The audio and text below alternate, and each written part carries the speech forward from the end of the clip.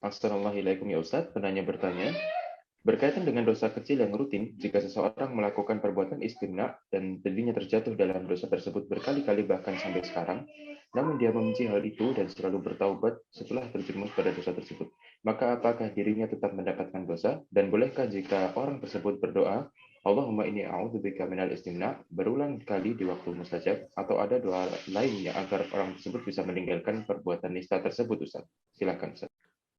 Nah, tentang dosa-dosa kecil, ikhwati fillah, rahimani wa rahimakumullah. Sebagai manusia, maka seorang tidak bisa lepas dari dosa. Sebagaimana kata Nabi SAW, kullu bani Adam khata wa khairul khata'ina tawwabun. Setiap anak Adam itu pasti pernah melakukan kesalahan, dan sebaik-baik orang yang melakukan kesalahan adalah orang yang bertobat kepada Allah Subhanahu wa taala.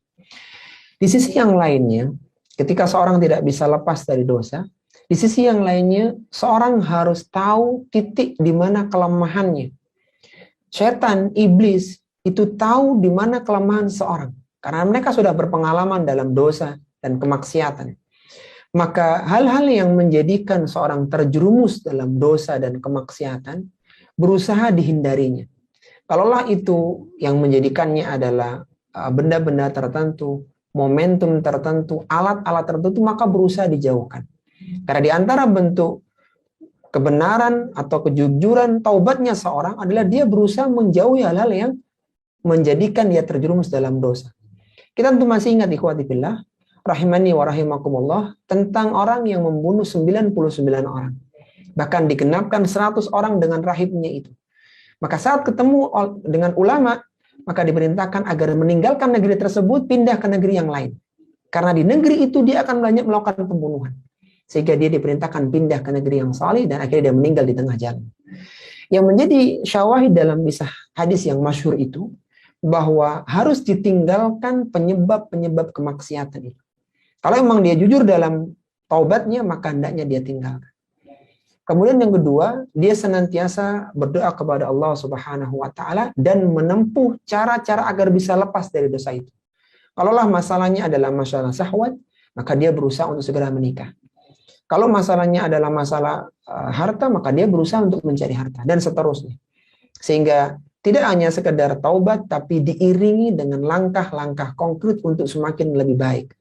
Kalaulah kesendirian menjadikan dia terjerumus dalam kemaksiatan, maka jangan suka menyendiri. Cari rekan-rekan yang saleh, cari perkumpulan-perkumpulan yang saleh. Demikian seterusnya. Sehingga dia jujur dalam niatnya, diiringi dengan itikat yang kuat untuk meninggalkan kemaksiatan tersebut, sampai pada saatnya dia pun jauh dari kemaksiatan yang dulu dia biasa melakukannya. Terkait dengan taubat ikhwati fillah, sebagai seorang muslim tetap kita tidak boleh berputus asa dari rahmat Allah Subhanahu wa taala. Janganlah seorang itu berhenti, letih bertaubat, tapi buat setan letih untuk membuatnya berdosa. Artinya, janganlah seorang itu merasa bahwa dia sudah sering bertaubat tapi terjerumus lagi. Jangan berpikir begitu. Tapi berpikir bagaimana setan itu letih mengganggunya dia untuk jatuh dalam dosa. Artinya ketika dia salah, maka dia akan bertaubat lagi. Tapi taubat yang kedua harus lebih baik daripada taubat yang pertama. Taubat yang kedua lebih baik daripada taubat yang ketiga lebih baik daripada taubat yang kedua. Artinya dia semakin sungguh-sungguh. Dia buang nomor-nomor teman-teman yang menjadikan dia terjerumus pada kemaksiatan dan yang lainnya. Sehingga pada saatnya dia akan menjadi orang-orang yang bersih dan dosanya diampuni oleh Allah Subhanahu wa taala. Jujurlah dalam bertaubat dan itikat kuat untuk benar-benar bertaubat kepada Allah Subhanahu wa taala dengan menghilangkan, dengan menjauhi hal-hal yang biasa membuatnya terjerumus di dalam dosa. Wallahul musta'an.